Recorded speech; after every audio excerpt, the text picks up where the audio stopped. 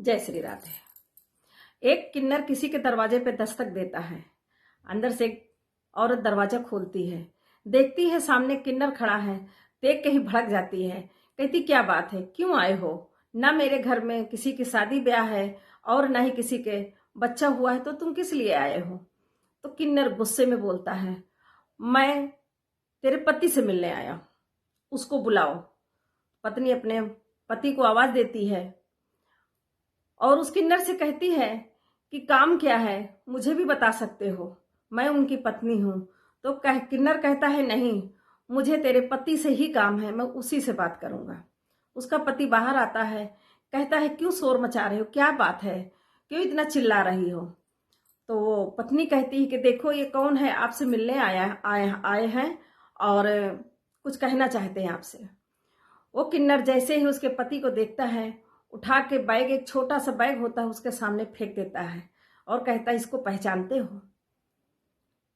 वो लड़का देखता है, वो कहता है अरे ये तो मेरी माँ का बैग है, ये तो मेरी माँ का सामान है। तो वो गुस्से में बोलता है तू कैसा बेटा है, कैंसर पीड़ित अपनी माँ को सड़क पे छोड़ के चला आया था तड़प तड़प के मरने के लिए। तुझसे अच्छे तो हम हिजड़े हैं, जो कि उनकी ऐसी दशा देख के हम उनको अपने पास उठा ले गए।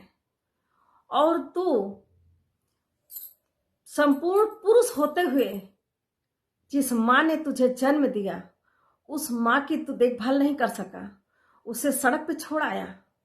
तू कैसा बेटा है? बेटा रोने लगता है, कहता है मैं इस औरत के बहकावे में आ गया था। तो किन्नर कहता है अरे वो तो दूसरे के घर की आई हुई है, तू तो उसका बेटा था, तू अपनी माँ का दर्द नहीं समझ पाया।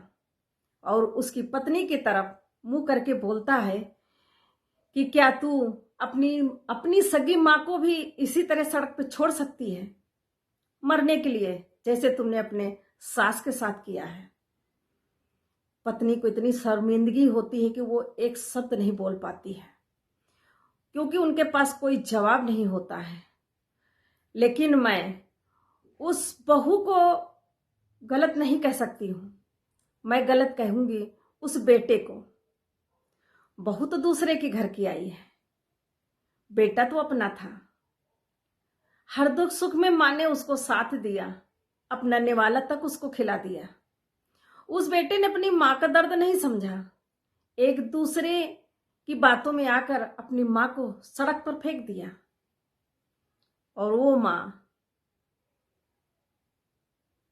बीमारी से अपने जूझते हुए उस किन्नर के घर में दम तोड़ दिया। ये सच है